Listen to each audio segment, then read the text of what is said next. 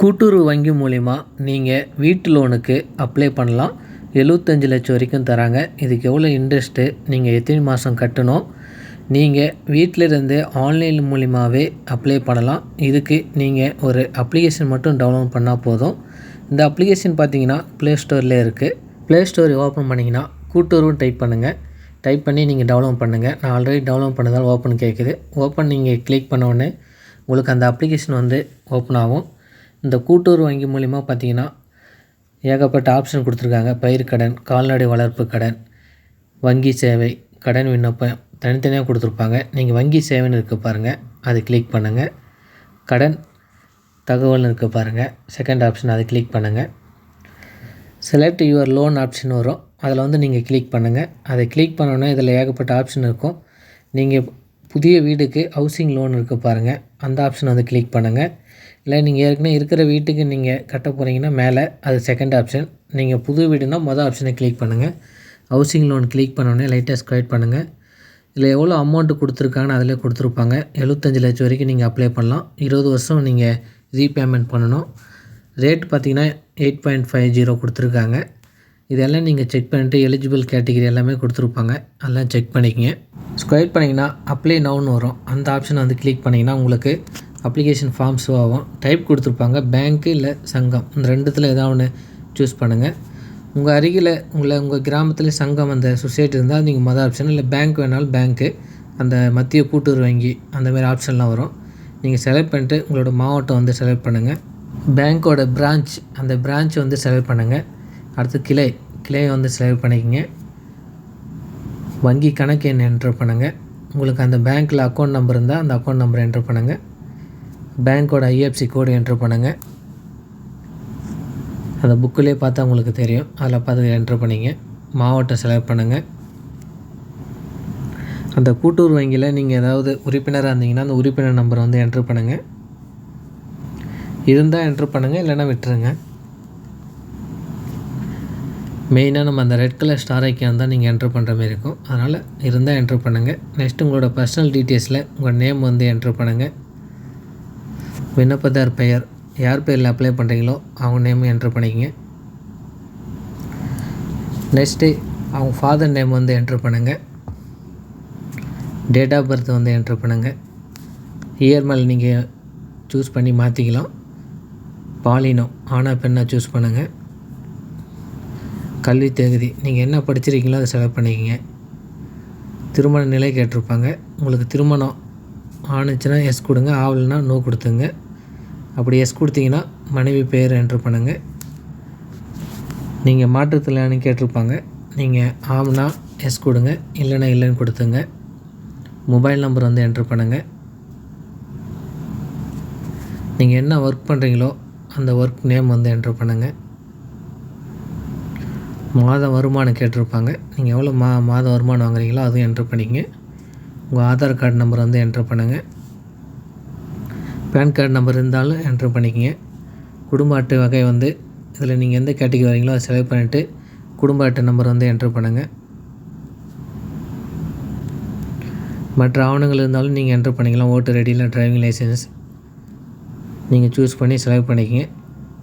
அதுக்கான number enter பண்ணிக்கங்க. சமூகம், நீங்கள் என்ன கேட்டகிரி வரீங்களோ அதை செலக்ட் பண்ணுங்கள். எஸ்சி, எஸ்டி, எம்பிசி இதில் வரும். மதம், நீங்கள் என்ன மதமோ அதை செலக்ட் பண்ணிக்கங்க. லோன் டீட்டெயில்ஸ் கேட்டிருப்பாங்க. டிஃபால்ட்டாக நீங்கள் என்ன அங்கே மேலே என்ன பிரான்ச் கொடுத்தீங்களோ அது டிஃபால்ட்டாக வந்துடும். நீங்கள் இதில் கடன் கோரும் தொகை, நீங்கள் எவ்வளோ அமௌண்ட்டு கடனாக கேட்குறீங்களோ அந்த அமௌண்ட்டு நீங்கள் இதில் செலக்ட் பண்ணிக்கங்க. கடன் கோரும் காரணங்கள் கேட்டிருப்பாங்க. அதாவது நீங்கள் ஒரு புதிய வீடு கட்ட போகிறீங்கன்னா அதை பற்றி நீங்கள் இதில் எழுதிக்கலாம். நெக்ஸ்ட்டு கடன் வகை கேட்டிருப்பாங்க. கடன் வகை அந்த பாக்ஸில் நீங்கள் கிளிக் பண்ணி ஹவுசிங் லோன் செலக்ட் பண்ணிக்கங்க. மேலே இருக்கும் ஹவுசிங் லோனை அதை செலக்ட் பண்ணிவிட்டு திட்டம் பற்றி சுருக்கமான எதாவது தெரிவிக்கும் கேட்டிருப்பாங்க. அதாவது நீங்கள் அந்த வீடு எவ்வளோ அளவில் கட்ட போகிறீங்க அதை பற்றி நீங்கள் இதில் இது பண்ணிக்கலாம். நெக்ஸ்ட்டு உங்களுக்கு யார் ஜாமீன் கையெழுத்து போடுறாங்களோ அவங்களோட டீட்டெயில்ஸ்லாம் நீங்கள் என்ட்ரு பண்ணுற மாதிரி இருக்கும். அவங்களோட பெயர் என்ட்ரு பண்ணிக்கங்க. அவங்களோட ஃபோன் நம்பர் இதெல்லாம் நீங்கள் என்ட்ரு பண்ணுற மாதிரி இருக்கும். ஃபோன் நம்பர் என்ட்ரு பண்ணிக்கங்க. அவங்க யூஸ் பண்ணுற ஃபோன் நம்பராக அவங்க என்ன ஒர்க் பண்ணுறாங்களோ அந்த ஒர்க் பெயர், அவங்களுக்கு எவ்வளோ மாதம் வருமானமோ அதுவும் என்ட்ரு பண்ணிக்கங்க. அது கரெக்டாக பார்த்து என்ட்ரு பண்ணிக்கங்க. அவங்களோட ஆதார் நம்பரும் என்ட்ரு பண்ணுங்கள். அவங்க குடும்ப அட்டை, அவங்க என்ன கேட்டகிரி வராங்களோ அதை செலக்ட் பண்ணி அவங்க குடும்ப அட்டை நம்பர் வந்து என்ட்ரு பண்ணுங்கள். அவங்கள்ட்ட மற்ற ஆவணங்கள் டிரைவிங் லைசன்ஸ், ஓட்டர் ஐடி இருந்தால் அதை செலக்ட் பண்ணி நீங்கள் ஆட் பண்ணிக்கலாம். அவங்களோட அட்ரஸ், அதாவது உங்களுக்கு யார் ஜாமீன் கையெழுத்து போகிறாங்களோ அவங்களோட அட்ரஸ் வந்து நீங்கள் என்ட்ரு பண்ணுங்கள். அவங்களோட தெரு பெயர், டோர் நம்பர், தெரு பெயர் என்ட்ரு பண்ணிங்க.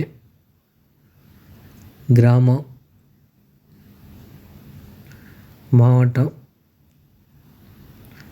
உங்கள் ஏரியா பின்கோட், அந்த பின்கோட் நம்பரை என்ட்ரு பண்ணுங்கள்.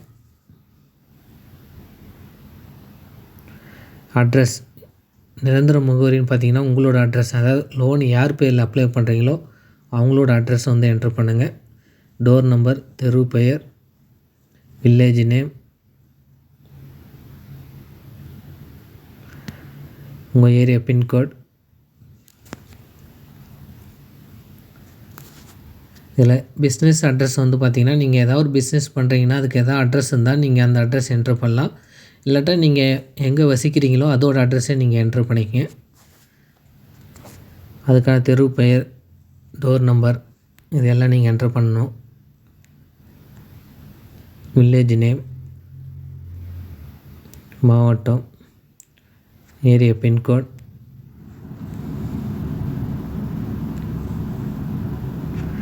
இதில் டாக்குமெண்ட்ஸ் டீட்டெயில்ஸில் பார்த்தீங்கன்னா நீங்கள் நிலம் ஆட் பண்ணிங்கன்னா அதுக்கான நிலத்துக்கான பட்டா வந்து நீங்கள் ஆட் பண்ணுற மாரி இருக்கும். விண்ணப்பதார் புகைப்படம் இதெல்லாம் நீங்கள் ஆட் பண்ணுங்கள். அதாவது யார் பேரில் அப்ளை பண்ணீங்களோ அவங்களோட ஃபோட்டோ 50 KB தான் இருக்கணும், அதுக்கு மேலே இருக்கக்கூடாது. அதேமாதிரி விண்ணப்பதார் சிக்னேச்சர், உங்களுக்கு யார் கையெழுத்து போட்டாங்களோ அவங்களுடைய புகைப்படம், அதாவது ஜாமீன் அவங்களோட புகைப்படம், அவங்களோட கையெழுத்து இது எல்லாமே நீங்கள் அப்லோட் பண்ணணும். 50 MB தான் இருக்கணும், அதுக்கு மேலே இருக்கக்கூடாது. ஃபோட்டோலாம் அப்லோட் பண்ணிட்டு கரெக்டாக ஒரு முறை இருக்கான்னு எல்லாம் செக் பண்ணிக்கங்க. எல்லாமே சிக்னேச்சர், ஃபோட்டோ எல்லாமே கரெக்டாக இருக்கா செக் பண்ணிக்கங்க. செக் பண்ணிவிட்டு லைட்டாக ஸ்கொயர் பண்ணிக்கிட்டே வாங்க. ஸ்கொயர் பண்ணிகிட்டே வந்தீங்கன்னா கீழே பார்த்தீங்கன்னா உங்களுக்கான விதிமுறை கொடுத்துருப்பாங்க. இந்த விதிமுறை நீங்கள் செக் பண்ணிவிட்டு அந்த பாக்ஸில் கிளிக் பண்ணிக்கங்க. கிளிக் பண்ணிவிட்டு கீழே அப்ளிகேஷன் சப்மிட்னு இருக்க பாருங்கள், அந்த ஆப்ஷனை வந்து கிளிக் பண்ணுங்கள். கிளிக் பண்ணோன்னே உங்களுக்கு இந்தமாதிரி சக்ஸஸ்ஃபுல் வரும். இந்த மெத்தட் பயன்படுத்தி நீங்கள் ஹவுசிங் லோனுக்கு ஆன்லைனில் வீட்டிலேருந்து அப்ளை பண்ணலாம். இந்த வீடியோ உங்களுக்கு யூஸ்ஃபுல்லாக இருந்தால் வீடியோக்கு லைக் பண்ணுங்கள், ஷேர் பண்ணுங்கள்.